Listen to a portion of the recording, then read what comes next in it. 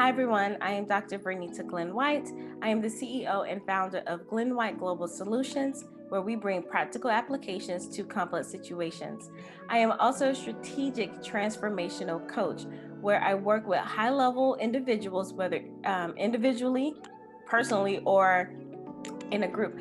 I work with them on breaking their personal glass ceilings so they can live their most empowered and high-level professional life. And what that means, we all want to achieve certain things in our careers, our professional lives, our businesses. Then we get to a level, we're stuck. Why? Because there's something in our personal lives that are like hanging, catching us by the foot and keeping us from going to that next level. And we have to break our own personal glass ceilings for us to get to those levels. And you may be asking yourself, what in the world is a strategic transformational coach? Well, you know what a personal development coach is, you know what a life coach is. So with me, I go a little deeper. I actually look at what are things that are keeping you stuck, limiting beliefs. You know all of those things, but instead of us just getting together, talking about them, we come up with a plan, a strategic plan, and then we attack those areas, for lack of a better word, using a system, a structure, and a framework so that you can actually track your progress and see where you're going. So you're not just coming into coaching blindly about like, oh, what am I supposed to talk about today? No, we talk about what areas in your life you want to grow in, and then we look at all of the hangups and we're strategic about the transformation. And the transformation means everything about you. What in your life do we need to transform, change, make a different direction, dig up that soil so we can plant new seeds? So a lot of times, we do a lot of our professional training, and while a lot of that is good, it's just packing things on top of like hard soil. And when you do that and you're wondering why am I not growing, is because you never dug up the old soil and got to the root of certain issues so that the new soil can have a place to grow, and then whatever seeds you plant can flourish, right? So I hope that makes sense. So in this series, we're going to talk about embracing brilliant honesty. And all of this comes from my book, which is serving as a foundation. My book is Embracing Grit for Greatness, Becoming Professionally Powerful through Personal Empowerment. And again, this goes back to, if you want to go to another level in your career, or even if you're changing careers, starting a new business, whatever the case may be, it all has to start at your personal development. And I'll talk more about that later, but your business growth or your professional growth will never supersede your personal growth. And I talk about that from experience. The book is available on Amazon, or you can visit embracinggritforgreatnessbook.com, embracinggritforgreatnessbook.com.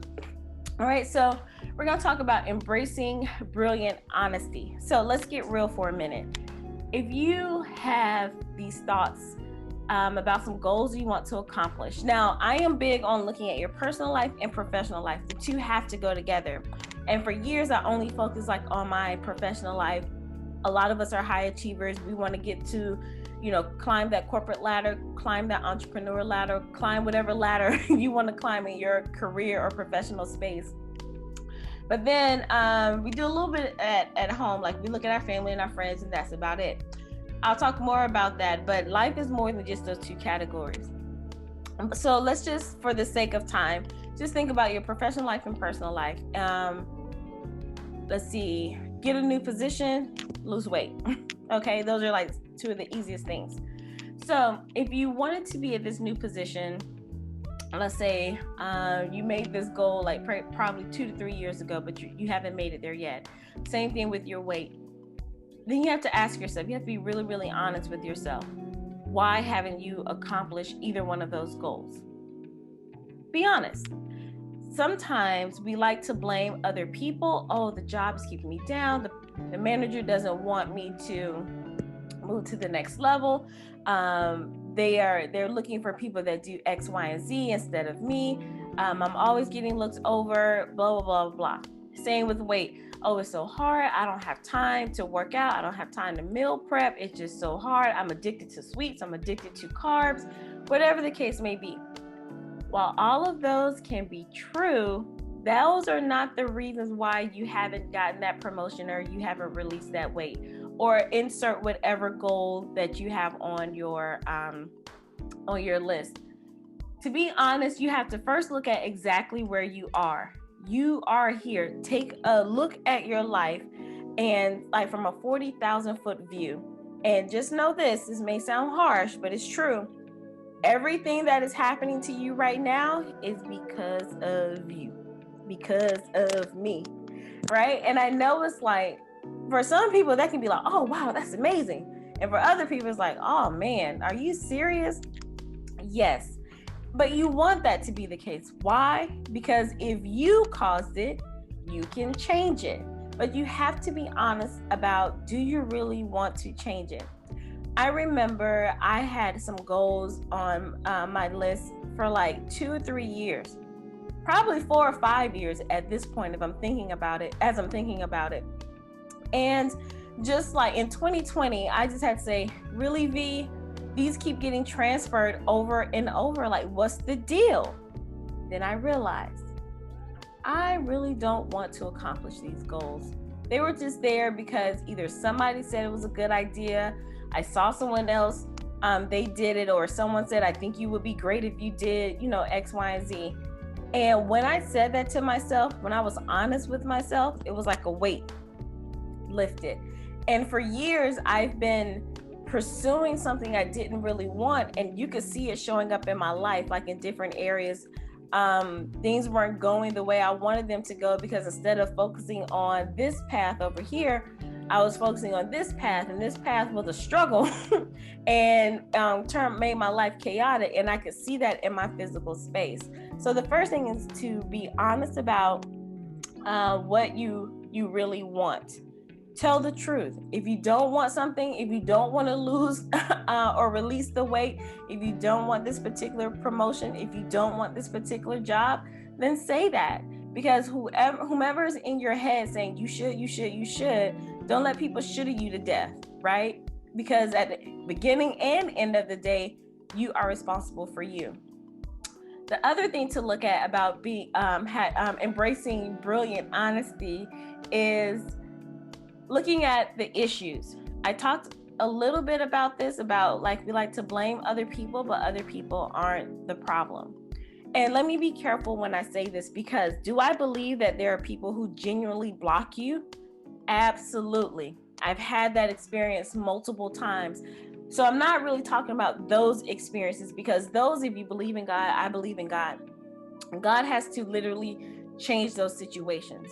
I'm talking about to where we are in control of all that we can do. So if you wanted the promotion or even the career change, have you taken the steps to do those things? Have you gotten your mindset right? Have you taken the appropriate courses, or have you set up your schedule? Have you applied? Little things like that. Have you been doing the excellent work in your current job or your current position? So have you been doing all of those things so you can remove any blame from yourself? So that's what I'm talking about looking at the issues. So once you're honest with yourself, then that way you can start addressing any issues that you have control over, right? So you can do all of those things and then people still look you over, but that's a God issue if you believe in God, or a universe issue right there. But you do your part. Same thing about weight release. If you know you are addicted to carbs, have you taken the carbs out of your house? Have you gotten some supplements like for carb blockers? When you go out to eat, do you tell them not to bring the extra bread to the table? Do you order salad? Do you have more protein and vegetables? Are you waking up earlier or carving out time in your day to actually work out? Are you drinking enough water? All of those things, what can you control? Right? So that's another part about embracing brilliant honesty, addressing your own issues. The other thing is mindset. And mindset is like a trending topic. Everyone wants to talk about it. We even have mindset coaches. And when I work with people with a strategic plan and a framework, I do talk about mindset. because your mind is a powerful thing. And we say that so loosely, but I don't think a lot of us realize how powerful our minds are. If you think about your professional life, you've gotten to certain levels, probably without even realizing that you were going to get to those levels, because your brain has, subconsciously found some ways, just all of those great things. The other part to that is looking at your personal life. Do you truly believe that you can have the life that you desire? You believe it professionally. That's what I was saying with mindset. For some reason, we believe like no other in our careers, in our schooling, our education, to get us to these levels. Even if you didn't go the traditional route, some form in the professional life, you believe that you can make it to these levels. But in our personal lives, somewhere, some way down the road, it doesn't work that way. Mindset has no, what's the word I want to say? Mindset isn't only for one area. I'll say that. So you don't only have mindset for your professional life. You don't only have mindset for your business. You don't only have mindset to be an entrepreneur, things like that. Your mindset transcends all of the areas of your life. And you have to look at the thoughts that you're saying to yourself. And it boils down to beliefs. I know it sounds crazy. I know it's like, how many people are going to talk about beliefs? But let me tell you this. As an educator, especially a mathematics educator, I used to work with a lot of students and a lot of adults, training them on understanding mathematics. And I taught mathematics first before I realized what was the real problem. So once I realized that people who struggle with mathematics, they didn't believe they could ever learn mathematics. People who were struggling to teach mathematics, because I taught teachers and other leaders about mathematics, did a whole research study on this. If you don't believe yourself that you can learn mathematics, you're not going to be a great teacher of mathematics, and you're not going to be a great leader of mathematics, because everything filters out through your belief. That can go for any subject area. If you don't believe in something, you're not going to show up wholeheartedly about it. So the same thing with your personal life. If it was the weight release, if you truly don't believe that you can release this weight, or worthy of releasing this weight, or that you believe that you have the willpower to not eat certain foods, then you're not going to do it. Most diets really work if you work them. Most programs really work if you work them. But the issue is a belief issue. Now, again, we're talking about embracing brilliant honesty, okay? So this is not to beat yourself up. This is not to criticize you, but you are a high-achieving, high-level person. And if you've gotten to a certain part in your business or your career, and then you've plateaued, now it's time to look back at your personal life and say, how can I apply some of those same skills and things to your personal life that you did in your professional life?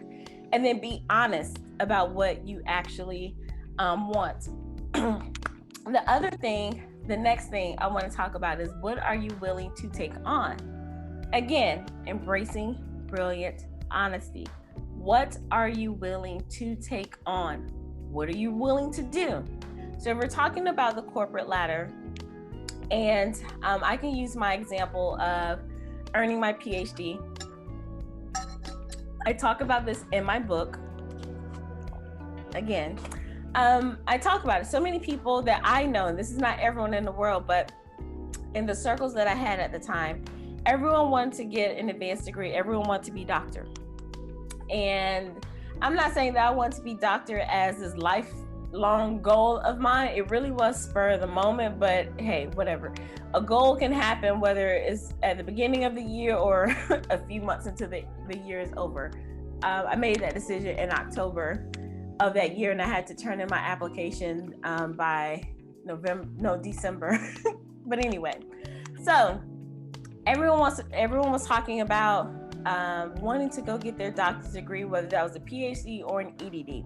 So the philosophy of education, the philosophy degree, or the education doctorate, philosophy doctorate or education doctorate. And You had some people when they looked at, hey, you're not going to be able to work if you want to finish in 3 years. If you want to take your time, 5 to 7 years, then go ahead. Some people are like, oh man, do I have to give up work? Nah, don't worry about it. Then you had a group of people said, well, I'm not giving up work, but I'll go part-time, and if it'll take me 5 to 7 years, that's fine. Then you had those people, they went through the coursework for about the first 2 years, and they're like, oh man, you want me to take a comprehensive exam? You want me to take exams? No, I'm good. Don't worry about it. And they quit. Then you had people who got to the point where after they passed comprehensive exams, then here's the big one, the dissertation process. The dissertation is like where the stopping point is. Either you're going to get it or you're not. So the dissertation process, people are like, wait a minute, you want me to do what? How long is it going to take me? No, I'm not willing to do that. So you have a lot of people who are ABDs, all but dissertation. There's nothing to brag about. That means you did all the coursework. You did comprehensive exams. You probably did a proposal, but you never finished the actual dissertation, and then you never graduated with your doctorate degree. So that goes back to, what are you willing to take on? I quit my career, not just my job, my career that I went to school for. So that means I was a full-time student after having a career and some other degrees under my belt. I went from having a salary to living on about $800 a month. I did have some fellowship money coming in. So we'll say it was between $800 to $1,200 a month, a whole month, but that's coming from a salary to this right here. I didn't have a social life, so I didn't have a lot of friends. My friends were the other doctoral students, and our outings consisted of $5 hamburgers on Tuesdays that was across the street from the campus, or walking to Dunkin' Donuts to get coffee and munchkins at the end of the day.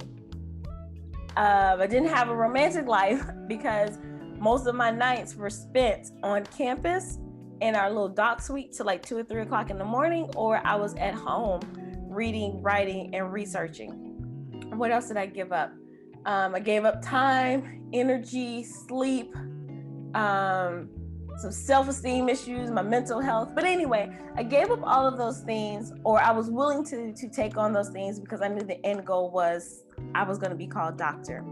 And this is nothing against people who are ABDs, but you have to be honest about what are you willing to take on. So if it's that new career, are you willing to spend the extra hours at work? Are you willing to learn more about the company or the product or the process, more than what is expected? Are you willing to take the initiative to go to some trainings before your supervisor, boss, or manager, or whomever asks you to do those things? Same thing with weight release. Are you willing to turn down the bread basket? Are you willing to turn down happy hour with your friends? Are you willing to spend the time to meal prep and to plan out your meals rather than just stopping for fast food? So this is about embracing brilliant honesty. What are you willing to take on, and what action steps are you willing to take? The other thing, or the next thing I want to talk about, and I hope this is working with you, I hope this is landing for you, I hope this is making sense, because a lot of time we have these goals that we want to achieve, and then we don't achieve them because the first thing is we were not honest with ourselves. Then we don't know exactly what we want, we don't have our mindset to do it, and we don't work to clear up any issues that we can control. And then the last thing is really about bouncing back, the resilience muscle.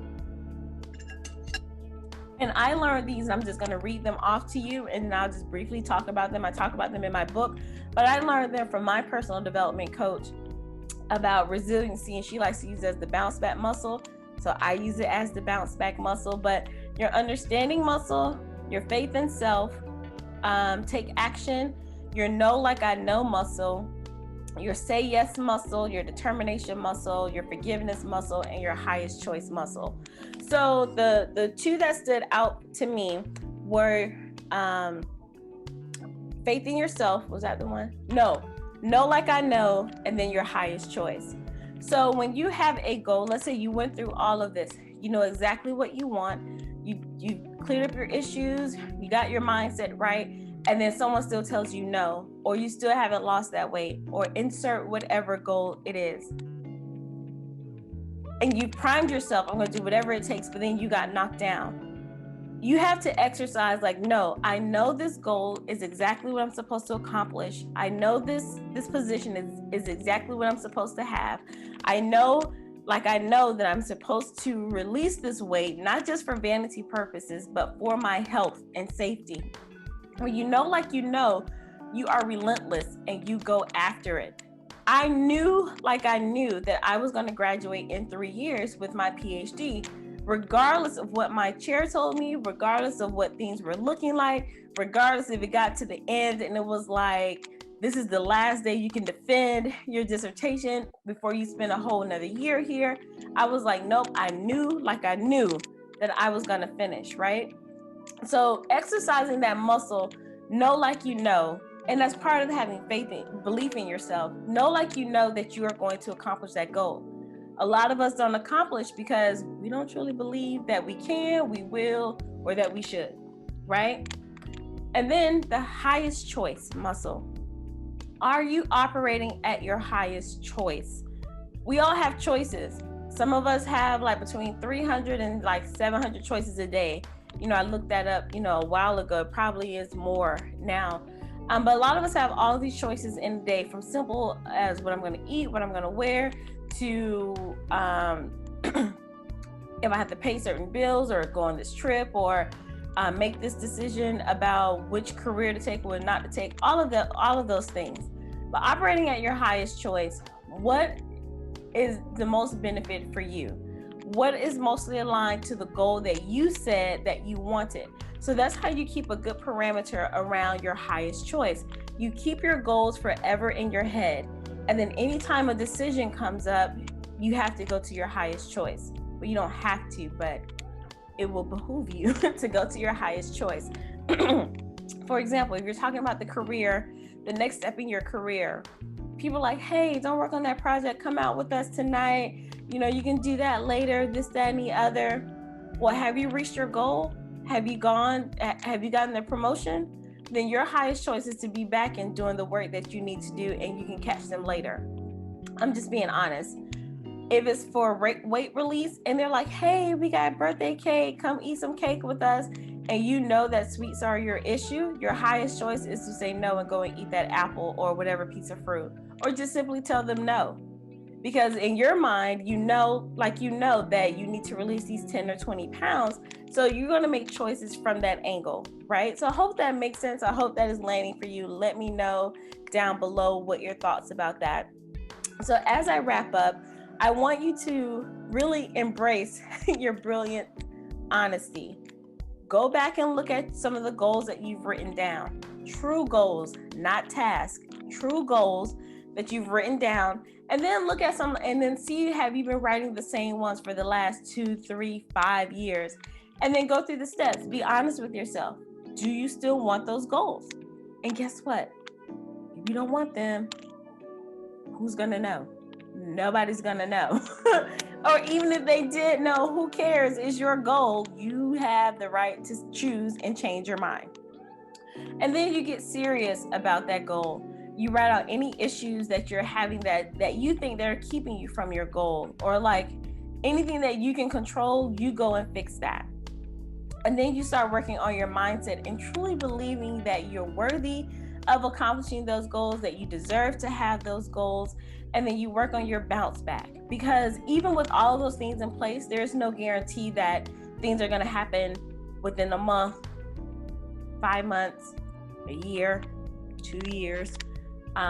Took me 3 years to get my PhD. I did some coaching for 2 ladies actually getting their doctorate degrees, and they were both at the 7-year mark. A lot of people would have given up, but not them. They kept going until they graduated. So you got to work on those bounce back muscles, especially your faith in yourself and your highest choice, and and your determination and your understanding. Those are a process. So what does all of this mean? Deep breath. This takes work. Transforming your life, strategically transforming your life takes work. And I'll probably say this throughout the series. We know, especially those of us who are traditionally educated or traditionally trained education. When I say that, I mean going to college and getting all of these degrees or whatnot. We know how to do school. We know how to map out our career paths. We know how to finish college or whatever, because there's an outcome and then someone has given us the steps. Now, they may not be linear, but we get to choose the steps, but steps are still there nonetheless. We know how to follow those steps to get to the outcome. We are honest about, what we want. Those of us who really finish, we are honest, like, yes, I know that I want to go to this school. I know I want to major in this. Even if your major changes, whatever, you want to graduate, you've prepared yourself. Any roadblocks or issues, you've course corrected, self-corrected. You got your mindset right. You buckled down. You finished those classes. You apply for whatever scholarships, internships, all of those things to make sure that you graduate.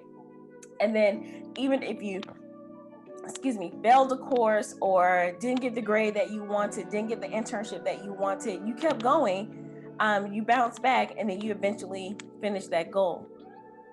We know how to do that. Now it's time for us to do that in all areas of our lives. And that can be 5 areas if you know, that can be 9 areas, that can also be any of the 12 areas, and I'll talk about those later. But all of that transforming your life, especially strategically transforming your life, starts with embracing brilliant honesty. And the reason why I talk about embracing brilliance is because we know what we're supposed to do. We do. We didn't get to certain levels just by accident, right? There was no dumb luck. There was no coincidence. We know how to make things happen. But now it's like making things happen at a higher level. And sometimes you may need someone like a coach to say, hey, let's look at this from this perspective so we can really get you to the next level, because you can only take yourself so far. Some people have issues with coaches, but you've probably been coached your whole life. If you were an athlete, you had a coach. What do you think teachers are? What do you think college professors are? What do you think administrators are? People have guided you along the way to get you where you want to be, or where you need to be or should be. Now, as an adult, now you may have to invest and get that same help and support, because now we're talking about life. We're not talking about a pre-described outcome like a degree. We're talking about your life with so many variables. So you have to have a strategic plan in place if you really want to transform your lives. All right, so I hope that landed for you. I hope that was great for you. I hope you learned something. Let me know down below what stood out to you the most. I would love to hear from you. I'm going to keep talking about my book, but guess what? Although it's available on Amazon, you can get a free sample. So it talks about like the beginning parts, and then it goes into some action steps, but it's a good chunk of the downloadable. And you can get that by going to embracinggritforgreatnessbook.com and putting your email address, and then so we can stay connected. So list your comments down below, and I want to leave you with this. Remember to be well, be empowered, be bold, and be brilliant. Until next time, bye.